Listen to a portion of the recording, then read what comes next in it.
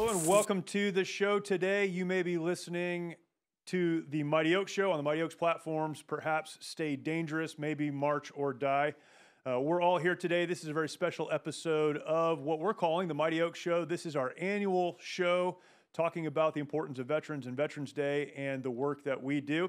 My name is Jeremy Stalnecker, here with Chad Robichaux and with Ian Hunter. I think most of you know Chad. Most of you are probably at least vaguely familiar with me. Ian Hunter is new to the podcast world. That's what he just said. I don't know if it's true or not. Second podcast. Yeah, so that's right. That's pretty new. But Ian is a retired soldier, United States Army. Is that right? Is that the right term? That works. Okay, soldier. Yeah, that's perfect. And currently serves as the operations officer for the Mighty Oaks Foundation. And so we wanted to get together today and just talk about veterans, the importance of Veterans Day. It's interesting as we kind of move out of the global war on terror age, if you will, or time, whatever that is. We know the world is still an upside down place, but a lot of people have asked us over time, what are you going to do in the wars in Afghanistan and the wars in Iraq and those wars? What are you going to do when they end? And is Veterans Day still important? And probably now, I would say as much as, if not more than ever, we need to continue talking about these issues. Yeah, I don't think the need for what we do at Mighty Oaks is even faded. In fact, it's at an all-time high. I just got back from speaking at 1st Marine Division at a leadership symposium. I was the keynote speaker for this, and they brought the commanding general of 1st Marine Division brought in all the senior staff and COs and sergeant majors and basically on a suicide awareness thing. I didn't know this till I got there, but currently in the 1st Marine Division is the highest suicide rates in recorded history of the Marine Corps. And we're talking about being done with the war on terror, but a lot of the residual effects are in the culture. The culture of the military is it's been a very different culture than you and I came up in. Right. And then in addition, there's a lot of morale issues. Morale's at an all-time low in the 30 years I've been around the military. Yeah. And recruiting's at an all-time low since Vietnam. So there's a lot of problems still in the military. And just because the war on terror is over, it doesn't mean the wars around the world are over. Right. I mean, the world seems like it's burning down right now, and our military members are around the world, holding the line for that, and they're taking a toll of that. So we need more than ever for organizations like Mighty Oaks to serve our warriors, and that's what we do at Mighty Oaks, and we're going to continue doing it as long as we need it. It's good. Ian, I think it's very timely that you're sitting here on this show. You just retired not too long ago from the Army, and you spent most of your time in the Army on the, what we might call the special operations side. Tell us your story a little bit. A lot of people obviously would not know your story, but talk about your story of service, and then why, as someone who transitioned out of the special operations side of the military, decided you wanted to get involved with an organization like the Mighty Oaks Foundation. Yeah, I think I got to be cautious because I could go probably a whole hour on. Yeah. Try to go a lot shorter than you normally would. I think the journey's pretty awesome. I was a senior in high school when the Twin Towers went down, right? Yeah. And so contemplating life, what should I be doing? Post high school, I think God kind of opened that door and said, "You're going to do this." And I remember going to the recruiter's office and trying to figure out how to get deployed as fast as I can. And the recruiter's like, "Well, I got this 121 job list in the Army of what you could do." And I was like, "Well, I want to be an Army Ranger."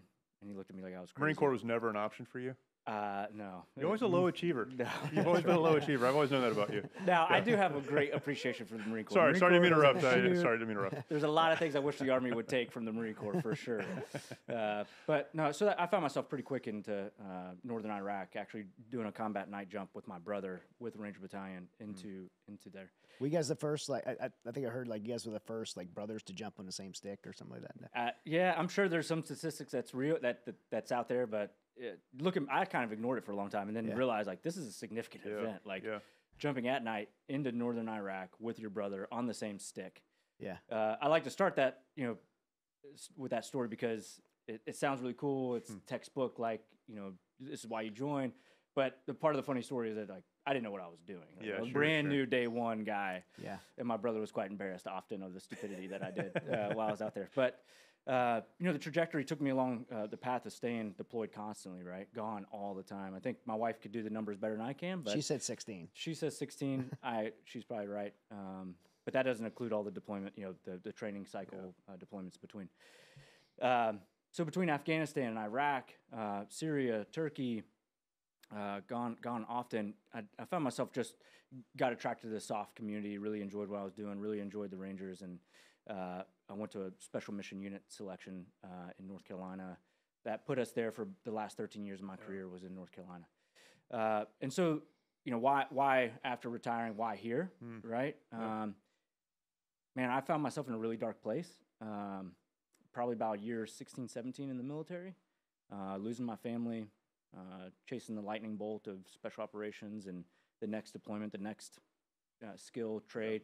And, there was a moment in time where I had to reconcile my identities, these personas that I had created, and really felt the Lord calling me to follow him over anything else. And so that changed the paradigm in my life at that moment. And as that veil is taken off each day, I felt like a new veil was revealed, of like the scales falling off the eyes, and you start seeing things differently, and you realize all the lies that you were pursuing, and watching guys just collapse around me. These guys are the top of their physical ability, mental ability, their skill sets, but their families are crumbling.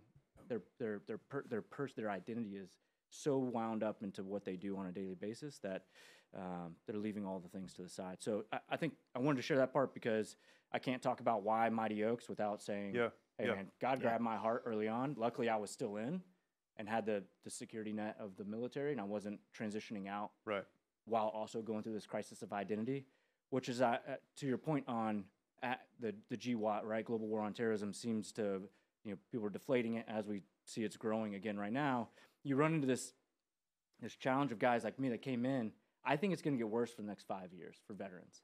Yeah. Worse in what way? I'm watching guys that got their leg blown off, right, in combat. They come back in operational as a Ranger or as a special operator, as an amputee, and then they get out and they have no clue who they are, right? They're so bound up in that. And I love hearing some of our team leaders at Mighty Oaks talk about the longest sniper shot, right?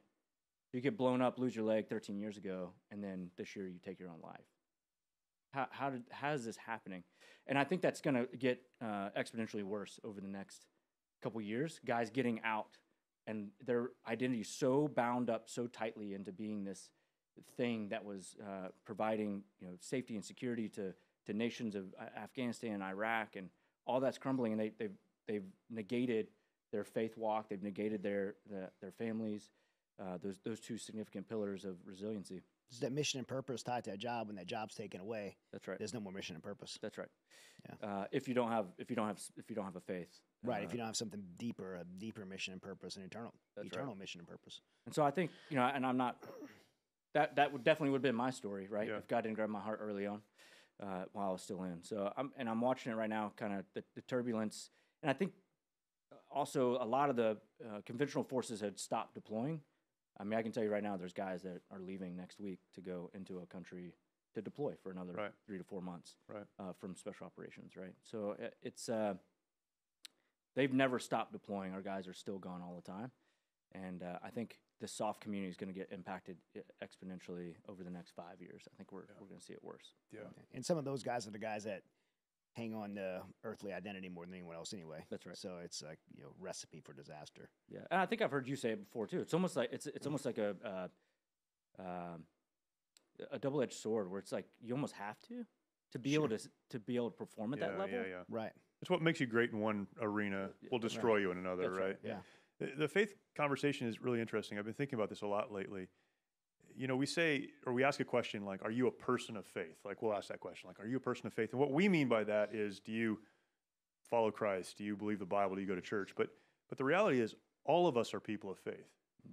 Every human on the planet is a person of faith. The question is not, are you a person of faith? The question is, what do you have faith in? In what is your faith? Yeah. And, as I've thought through this, it really has become evident that we're all people of faith, but if your faith doesn't eventually run into the ground of God, it's rocky and you're going to fall all the way down. You have to have that foundation of God. Your faith is only as good or only as effective as the person in whom you place your faith. So if your faith is in a community, if your faith is in a job, your faith is in a relationship, wherever people are that are listening, if your faith is in anything other than the immovable God, eventually that's going to let you down. And that's what we're seeing, I think, across our community. Yeah. Yeah, it is, and I think that's where Mighty Oaks comes in, right? That's at Mighty Oaks for the last 12 years. We've been able to show something, a faith deeper than ourselves, our own achievements, the institutions that we were part of, and let's not misunderstand. Those institutions are great. Those jobs are great. Absolutely. They're very important. In their place, right? We're not minimizing those jobs. Like my time in a service is something I am proud of, and forever would be proud of, and should be proud of, and all veterans should share that. But you have to have it in the right context. And so we're not saying, hey, what you did in the military is not important. What we're saying is there's something deeper. There's something more lasting.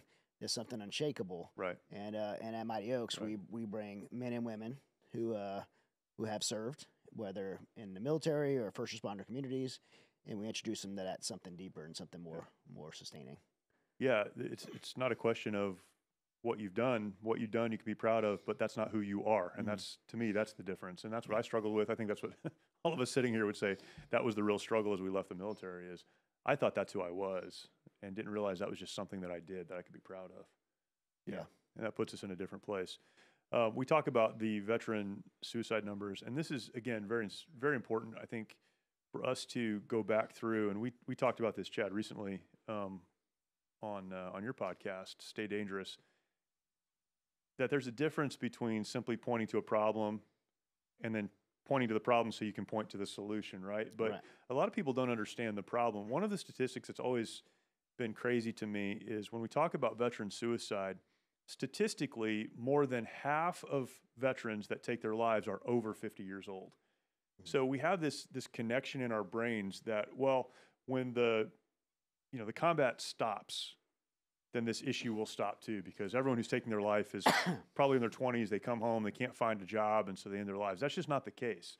It's that long sniper shot. It's 20 years later when the pressure becomes too much to deal with. And so this veterans issue is something that we have to address, because it goes into 50 years old, 60 years old, 70 and beyond. Well, then how much wasted life and how much damage in families happen between that 20-year-old and that 50-year-old. We look at Vietnam veterans. It's the best, I think, case study that we as Americans have on the effects of war and suicide. We lost 58,000 service members in Vietnam, which is high and terrible. Yeah. But the number that's more tragic than that is that over 250,000 Vietnam veterans came home, survived Vietnam, and over 250,000 took their lives. 5 times the number that died on the battlefield died by their own hands at home. And that's the number we know. We know these suicide statistic rates are really pushed down. For one, they're only 50% of the states report. And in coroners, we don't know how coroners report, right, accidents or whatever. And then we don't, these reports, like the most recent, everybody talks about 22 suicides a day. That's kind of the average number that's thrown around in the NGO community or the veteran service organization community. But the most recent suicide report that came out from the Veterans Administration said 17 a day.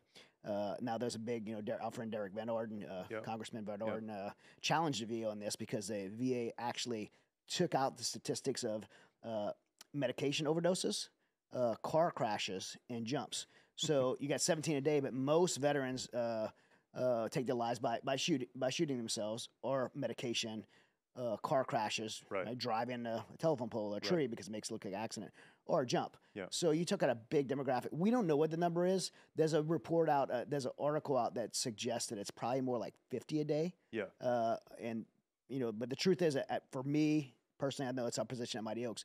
We don't care if it's 17 a day, or 22 a day, or 50 a day. One is too many, and one is enough reason for us to wake up every morning and do what we do at Mighty Oaks. Yeah, and again, I think one thing that distinguishes Mighty Oaks is we talk about those numbers, and those significant. America's Family Foundation, in cooperation with Georgetown University, did that research study you just mentioned, and then ABC reported it of all places. They said 44 a day, given all of these factors, and if you really talk about accidents and all those things, it's much, much higher. And anecdotally, we believe that, obviously.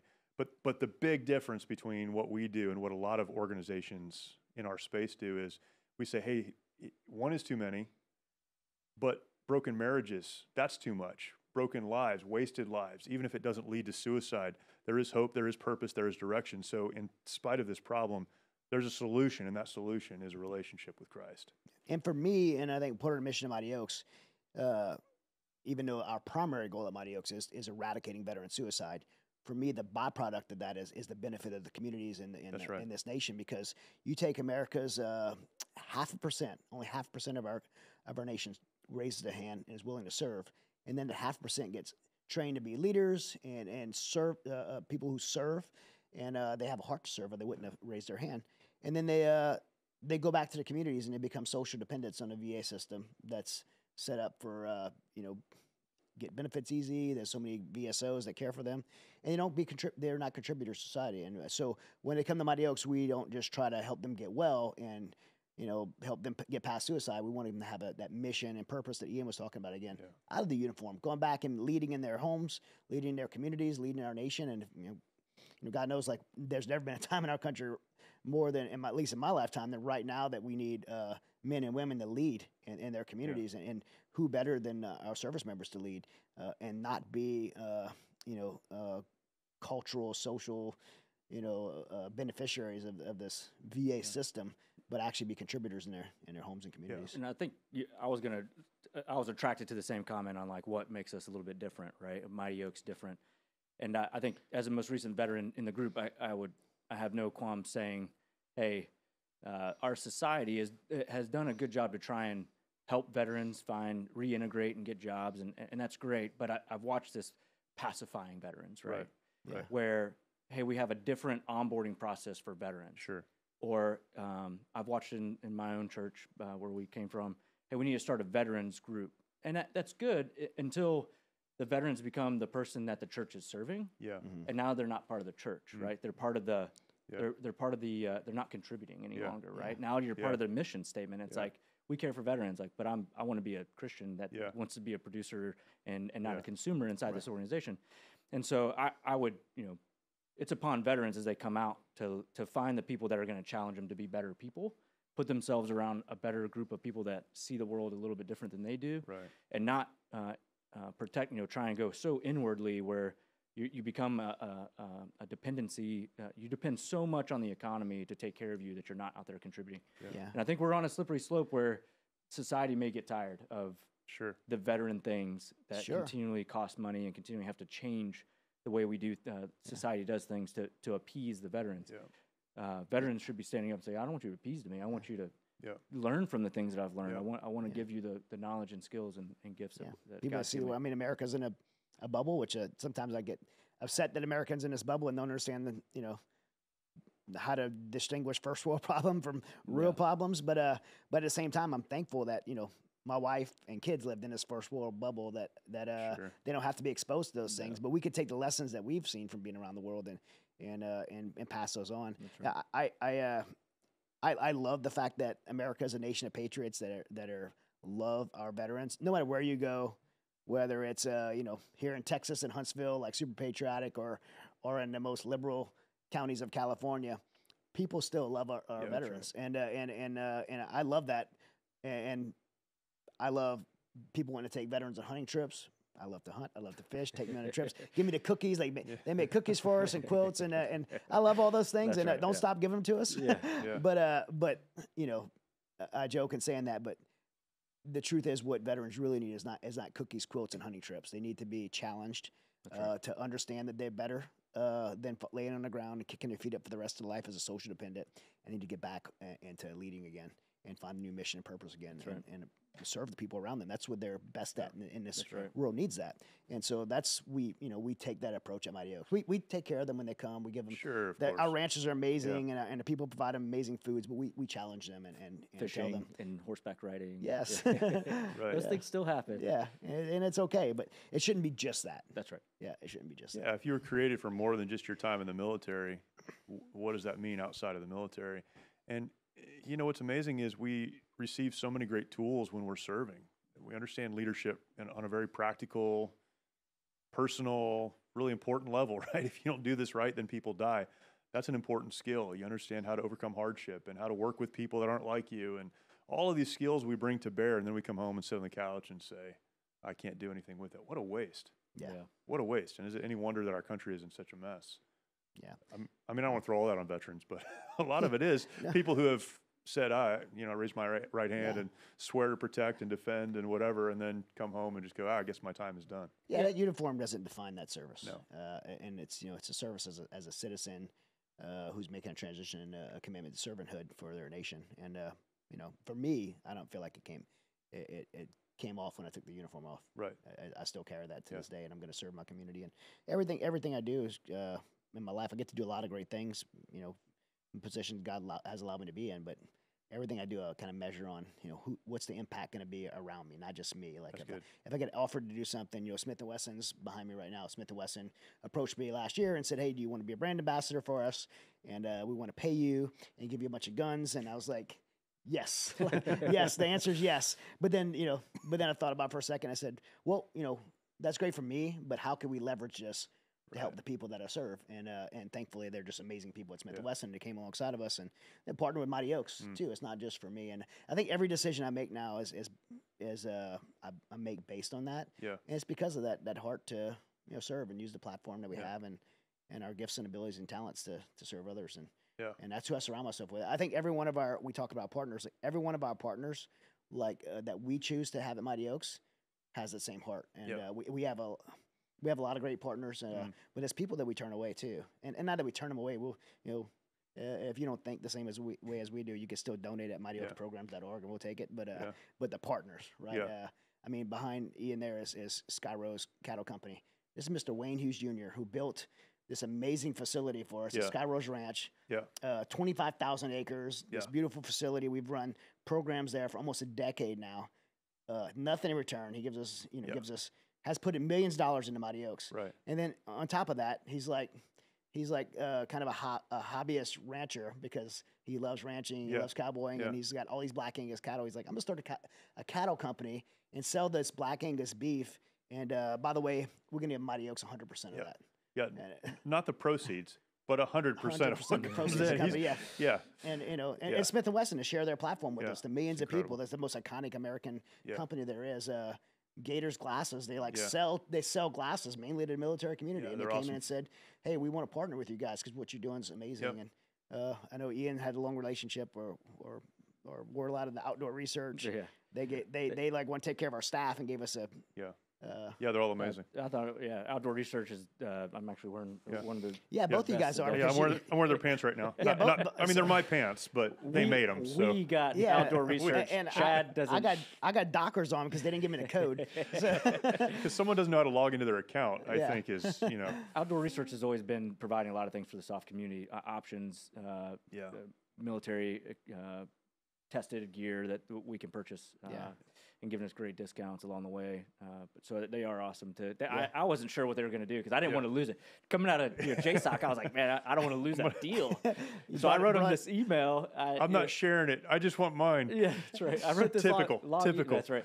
I wrote this long email and I was like, man, this is probably good. This is just going to die. As soon as I hit send, it's not going to even go anywhere, right? I mean, within a few minutes, I had an email back. They're like, we're excited. Yeah, absolutely. Here's the past. Just tell you guys to click this link and. Can you forward me that link? Yeah. Send me some pants. Forward it again. Who else?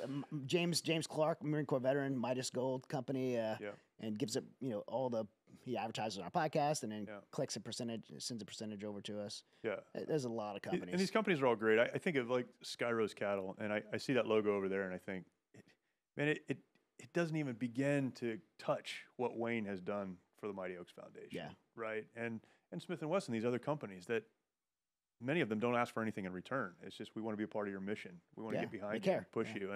And that's because, we talk about Veterans Day.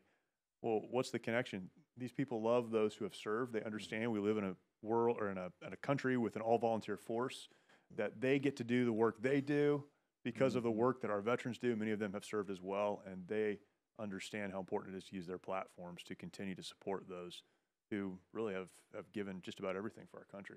So our partners have enabled us to do what we do over the last 12 years. Our donors, I know we probably have a lot of donors listening right now. Yeah.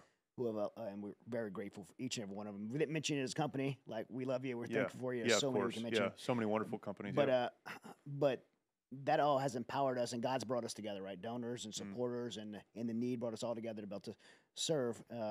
And over the last 12 years, we made a tremendous impact. And statistically, I think we could break out the 4 things that we do, which is resiliency, recovery, advocacy, and international. And we've got to really make an impact in those areas. Yeah. On the resiliency side, we've been able to speak to over 500,000 active duty troops on bases around the world. I've written several books. We got some of them up here, like Truth About PTSD and Unfair Advantage. And mainly the main one is the Path to Resiliency by Spiritual Resiliency. And the U.S. military allows us to give these away during these resiliency events that we do on bases. And again, these are active duty bases. We get hundreds of requests from commands to go do this. I go to Marine Corps boot camp every quarter for almost 10 years now. It's crazy. I've been almost 10 years. Yeah. But we've given away over 300,000 copies of these books and continue to. And we have a new one coming out called Not the Solution, which is specifically, we talk about suicide all the time, but this book is specifically on suicide, and that's going to be another giveaway resource. And then, so that's on the resiliency side, preventing the problem. I always believe that an ounce of prevention is better than a pound of cure. So we get stop it in the front end. There's no way for us to measure the success of that, right? You don't know how many. You don't know how many bank. You don't know how many bank robberies the security guard, out front prevents, and we're good with that. But the recovery side is our legacy program, and you want to highlight the legacy program and how many? Yeah, so our legacy program, and I think anyone listening to any of these shows would be familiar with the work that we do. But we spend a week talking to either men or women about trauma, and we do touch on trauma, but really what we talk about is how, regardless of what's happened in your past does not define you. When you learn how to align your life to the life you were created to live, you can move forward. Your past doesn't change. You don't forget. None of that silly stuff we say. You don't get over it. It's there, but it can make you better and more equipped to do the work that God's created you to do. And this year, we'll finish the year with 35 sessions. Right? That's right. I look at Ian because numbers change all the time. 35. But 35 sessions, and a big milestone for us this year, we'll cross 5,000 total graduates over the lifetime of our program by the end of this year as well. Everyone goes for free. And everyone goes for free. So, why do we talk about our sponsors and donors, and why is it important for you to get involved? Because no one has ever paid to attend our program. No one pays for travel. We cover all the logistics. We have a staff that takes care of everything. All the student needs to do is show up and be ready for something good to happen in their lives. And so, we talk about 35 sessions. We talk about hitting that 5,000 threshold. We have, I'm looking at the number in front of me, 1,200 applicants. Year to date, we've had that many applications come in, and we'll get close to 1,000 graduates this year, not quite, but next year we're going to add 5 sessions, and then in the next couple of years we'll go up to 50 sessions. So we're on track to... And they get aftercare after that, right? Once they go, we don't forget them. Right. So we're continuing to raise this number of folks that we can get through our programs, and then our aftercare program, which involves local outposts. We have a network, an incredible network of biblical counselors across the country, others that we can plug people into that need help after our program. We have marriage programs that we scholarship our graduates to. There is always something going on, and really from the point someone comes to us and says, I don't have anywhere else to go, through the point that they're able to go on and continue to live the life that God created them to live. Ian, you mentioned, a lot of church programs we're serving veterans. And I've always looked at all of these programs as not a cul-de-sac that someone needs to drive into and stay, but as a through road, right? We want to get you through this, and we'll help you, we'll equip you, we'll come alongside. But the goal is that you're plugged into your community, your church, your family, and really the nation at large. Mighty Oaks is not the answer and solution. We're not the answer. We're to equip you. Yeah, we're a tool and a conduit to the local church and the community. And I shamelessly say that about Mighty Oaks. Like, I love Mighty Oaks. Yeah. It's amazing. I'm super proud of it. But we are not the solution. The local church is, and we're just a partner of that. One of my favorite things is when, we're talking about someone who came through the program, and we've been doing this for a long time. So it's like, hey, what happened to, this guy? Man, I don't know. And then you go look it up, and he's serving in his church, and he's running a small group, and he's doing a thing. And the reason we're not connected to him anymore moved on. Is because he grew and he moved on. Exactly what he should be doing. Yeah, exactly what he should be doing. That's a win for us, right? I think the only addition, people hear a 1 week. Yeah. They're like, so let me get this straight. Like, this dude's suicidal, and then after a week, you're telling me that this person's now serving in their church and blah, blah, blah. Like, one, I would say, yes. Yeah. That does happen. Yeah, that's correct. I mean, we could talk about the journey of Reed. We could talk about the journey of Glenn, Neil, Brandon. You could tell these all these people, the names I just listed are significant leaders in our organization that have continued to build this and make it as great as it is. But I think the only thing that if there was if the VA was charged with, hey, you got to start a faith-based program that allows people to use their faith to grow, and they'll see a difference in a week. Well, first off, the VA would say, okay, it needs to be they'd fall down is what they would do. It needs to be 6 months. Right. And it needs to include all the faiths. Yeah, right, yeah. And it needs to be chaplains and psychologists, right? Yeah. But I think that's where the why 1 week is so impactful on changing the course. Like you look at a compass, right? And just 1 degree off over time is a significant issue, right? You could end up on a different map sheet, right? But if you just orient back the other direction where you should be headed, where the legacy comes from, and that's that 1 week. We're just nudging the compass in a different direction. That's right. Yeah. And then empowering you to do it. Yeah. And it's the testimony of the peer-to-peer relationship, right? So faith-based is significant. And if you're listening and you're trying to figure out what do I do? Yeah. I need to go to a program. My life has fallen apart, but I'm not a Christian, and I've been hurt by the church, or my parents were extremely religious. I don't fit into going to Mighty Oaks. Like I would challenge you to say, well, as I've heard often, well, is what you're doing working? Yeah. If it's not, then you should probably come try this. Give us a shot. Why not? It's going to take you 5 days. Oh, and by the way, it's only 1 week. Yeah. And it's really good food. You get to eat the cattle from Sky Rose, right? Yeah. And Kenny is amazing cook. Unless you don't eat cattle, and then you're not welcome. But just kidding. We're vegetarians all the time. You're welcome. I sat next. I was flying back actually from our program this weekend. I was sitting next to a psychologist. I didn't realize it, but I was sitting next to a psychologist halfway through our flight back, and he started asking some questions. He was flying in here for a fundraiser himself, and he gets sent something was off. Yeah, he said something that there was something wrong with me sitting next to him with all the camouflage. I think I'm probably still wearing the same thing. Anyways, he was sharing that he's about to start his own practice, and he got really curious. He had actually worked in the government for a long time, worked some contracts for SOFT, and he was just very curious on how is there a change in 1 week? Yeah. Like, I'm a psychologist. And I told him, I said, hey, I'm not against, like, we as Mighty Oaks, you need psychologists. It's not an either or, right? Yeah, that's right. It can be an and. That's right. And he was so intrigued because I said, hey, these guys come back after their heart changed, and we put them through this growth process, and we walk with them in the aftercare. Then they come back and share their testimony. Like they can walk through the valley of some of these darkest moments with these guys because they can share their own testimonies. It gives them mission and purpose again, right? They can pay it forward to the next guy, and that's how leadership process is. It's huge. Yeah. So I did want to just people like they're up here talking about 1 week and life change. It's like we've defined this for years. Chad's defined it this way: is really the goal of that week is to back people into a corner where they have to make a decision. It's not the end; it's the starting point. So when we talk about this amazing life change that happens in a week, really the decision is made to begin moving forward. That's right. And that may take a lifetime. Yeah, that's right. But they're moving the right direction. And I think that's what we are good at on that peer-to-peer model is cornering guys and to make a decision to accept responsibility. Yeah. And regardless of what happened to them, if they were victimized or a victim of, or like regardless of what happened to them, to take responsibility and make a decision to move forward. And then, as you said, Ian, we're able to nudge the compass on true north. That's right. And then teach them how to utilize the resources they have available to them, because a lot of them didn't even know these resources are available. So now they have a network they could tap into. They're going to go home and struggle. We're not saying they're not going to go home and struggle or fall on their face. Most of them.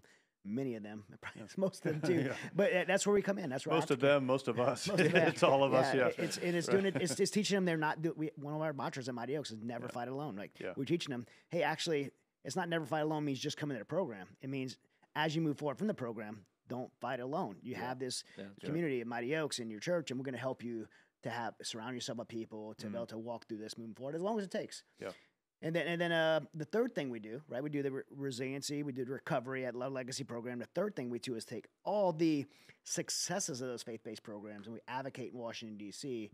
On behalf of the military and veteran community before Congress, before Senate. I served as a chairman of the White House's Faith-Based Coalition on Veterans Affairs to effect policy and change so that our veterans have a choice to be able to use clinical programs or physical recovery programs or faith programs or a combination of. But, if any of the people listening don't agree with, our faith, I think we can all agree that veterans, if anybody, and service members, if anyone, should have the right to be able to choose from those things. Sure. We've been extremely successful in our advocacy program in D.C., have made a lot of moves, and we have an ear in D.C. Like at any moment I could pick up the phone, did yesterday and the day before, and get involved with members of Congress and have influence there because of the successes we've had at Mighty Oaks. Yep.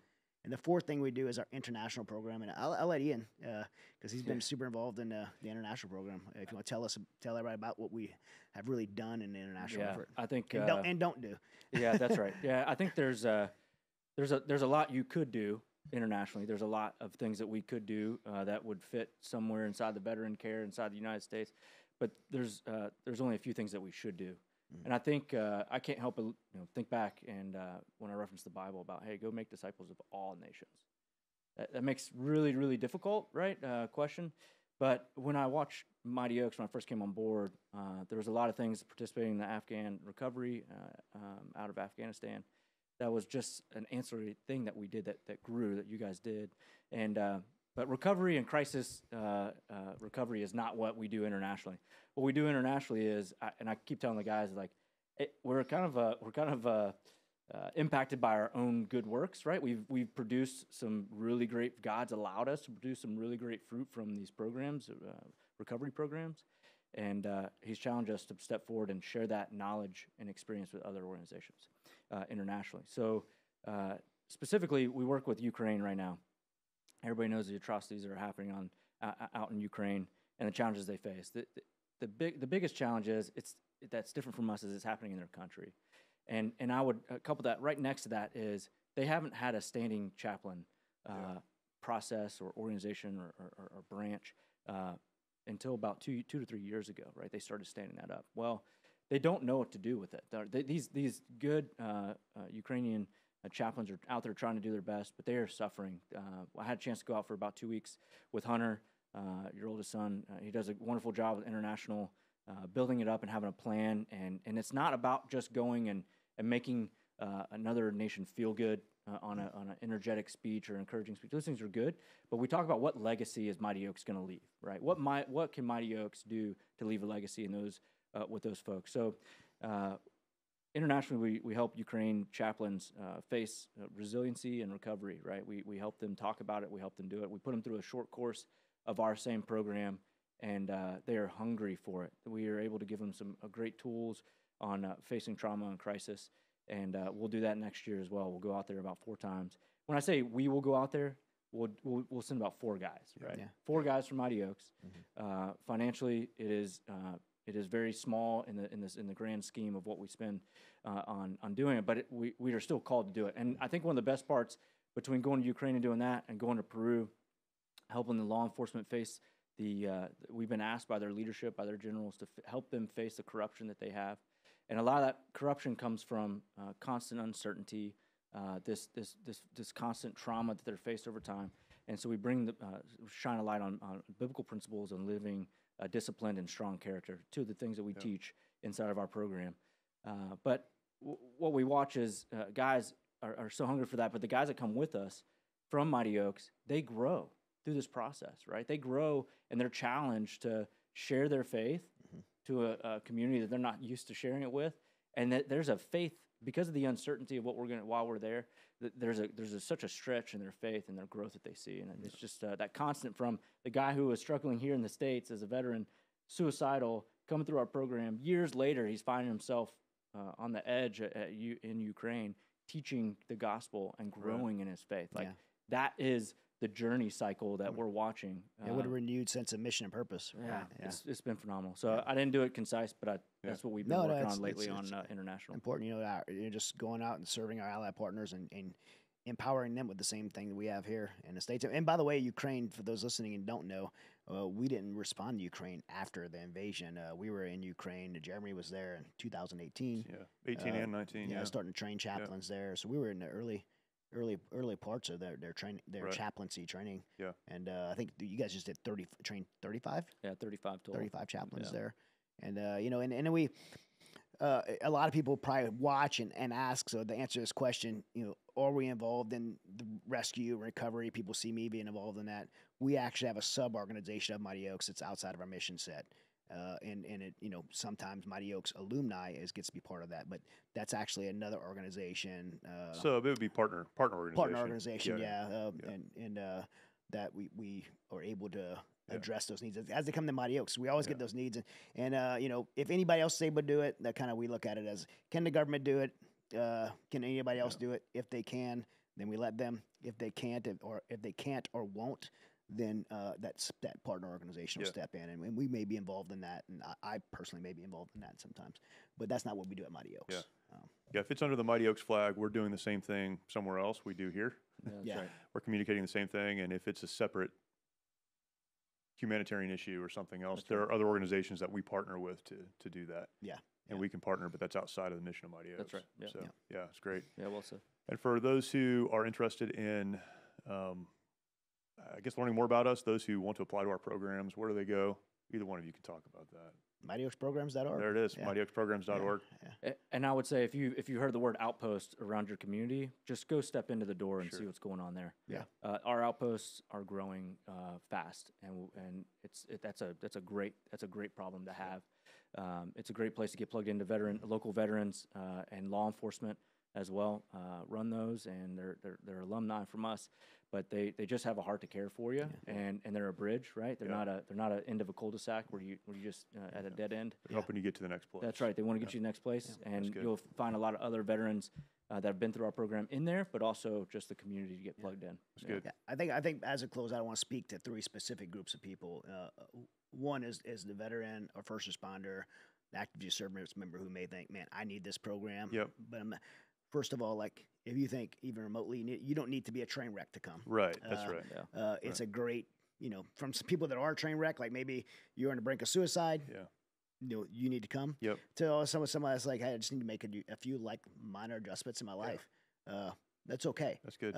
We don't care if you have a bad discharge. A lot of veteran service organizations require honorable discharge.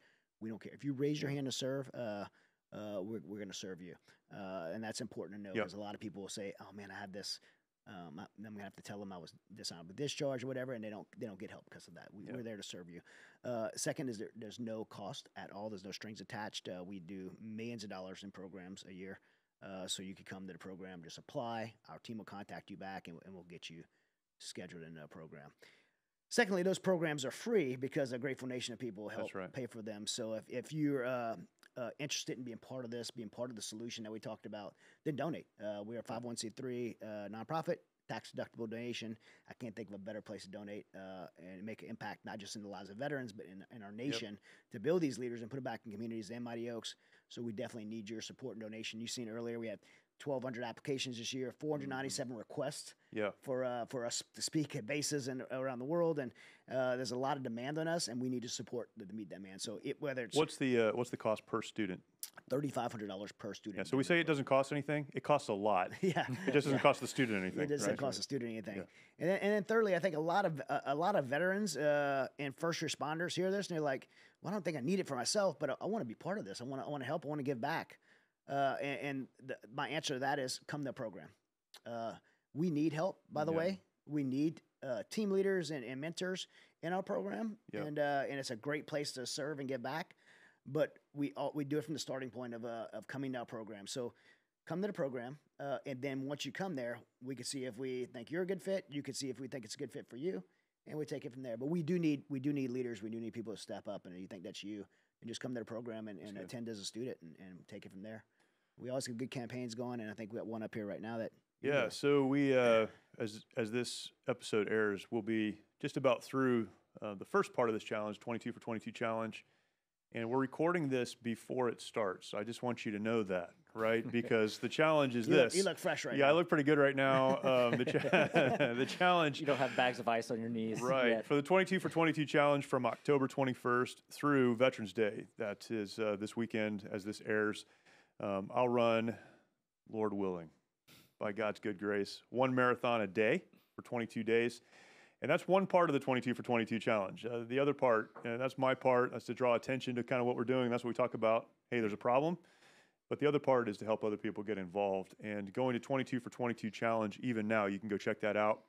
And there are ways for you to get involved. We've asked as many people as would to sign up, register, do something for 22 days, but more important, reach into their community and ask people to join them financially to continue to support the work that we're doing, because it's just that important. So there's always something going on. You can do anything, right? You don't have to run 22 marathons in 22 days. Run a mile, walk a mile. Yeah, I mean, do something else. Kevin Knutson is running he's swimming 2,200 meters a day. Every day. Some people are doing. I'm not big on the 22 push-ups thing, because I think it just points to a problem. But we're through here, we're talking about pointing a solution. Yeah. So do 22 push-ups a day, 22 squats, like do 22 something, or just do anything, right? Donate $22 a day, anything you can do. And then reach into your community. I mean, why are we doing this? It gives you something physical you can do, but then you can reach into your community and say, we're doing this challenge. Would you support financially so that we can raise that $3,500 per person and send them to a program? So a lot of good things going on. Last question for you guys as we come into Veterans Day. In 90 seconds, what does Veterans Day mean to you? Chad, start with you. I mean, for me, I think Veterans Day is a day to pause from all the chaos in our country, all the divided politics, and just to honor and respect those who put on the uniform and serve. I mean, every warrior who's donned that uniform since 1775. I say 1775 because of the Marine Corps. Yep. Army came around later. You're like Marine Corps was there. Yeah. Army. I mean, when did they? Was it 18 something? Right? I think it was. It was much later. Everyone that's fought, bled, and died for this country, deserves a day that we could just say thank you. Yeah. And I say that as a veteran, but I am not in the military anymore, and my family lives free in this country. Although I thank God freedoms are being taken away more and more every day, it still is the freest country in the world. Make no mistake of that. I've been to 60 countries, and America is the freest country in the world. I can still take my family to church and freely worship. Only 25% of the world gets to do that, and so I'm thankful for that, and I'm thankful for our veterans that are willing to sacrifice in peacetime and in wartime. They're willing to lay their lives down for us to have that freedom. And I think it's an important day that we could pause and just say thank you, acknowledge our veteran community, and honor those who serve us. And no better way to do that than to lock arms with an organization like Mighty Oaks too. That's good. Ian? Yeah, I think for me, it definitely stands out as my military career was based upon standing on the shoulders of those that went ahead of me. Because of those great veterans that have served in the wars before, have learned those hard lessons, I was able to come into a military that, we had VA, right? Yeah. I had college. I had great care for my family in the medical side, right? And I think about all those things, those hard lessons learned, those hard things that they built to build the foundation of the military that I was able to step into. So that's the grateful part of it, right? And then two, like I said, I joined because of 9/11, right? That was really a significant part that hit me. But I look at my kids, right? My oldest is 16, my youngest is 6, we have 4. And their whole life is impacted by the military, right? Everything that happened since 9/11 is impacted by them. And so it's also an opportunity for me to tell them thank you, right? Though they haven't served, I can tell you right now, my wife has sacrificed more than I ever have. I got to choose, and it was fun at times, right? A lot of fun to be in the military, but she was always having to respond to those things. So I'd say that often is my wife has really been the one that had to sacrifice often more than I have ever sacrificed. So it's a moment to tell them thank you for all the things that they've done along the way. Yeah. I think for me, in addition to what both of you said, it's an opportunity to just recommit myself to serving those who have served us. And really that's what Mighty Oaks is about. It's, we're all veterans. We've all served. Some are currently serving. And it's an opportunity for us to reignite or recommit ourselves to serving those who have served others. And I told this story recently, but I remember the first time this hit me, that I came home from Iraq. I brought my Marines with me. 10 years later, I'd always been proud of that. And then I realized there's a lot of brokenness and hurt that I did nothing to stop. And my job continues, and it's an opportunity to reassert that. So very thankful for this day, and thankful for the opportunity to talk. If you're interested, again, we mentioned this, mightyoaksprograms.org for the Mighty Oaks Foundation, mightyoaksprograms.org. And you can find out about everything we just talked about, everything that we discussed today. You can find information on. And if you need to apply, you don't think you need to apply, someone told you need to apply, whatever the case, go apply. There's a place there to do that. We'll handle everything. All you need to do is fill out that application. It's very easy. And if you'd like to give financially to support the work that we do, please do that as well. But appreciate you all. Thank you. Thank you. No, that was awesome. Thanks. All right. Talk to you next time. God bless.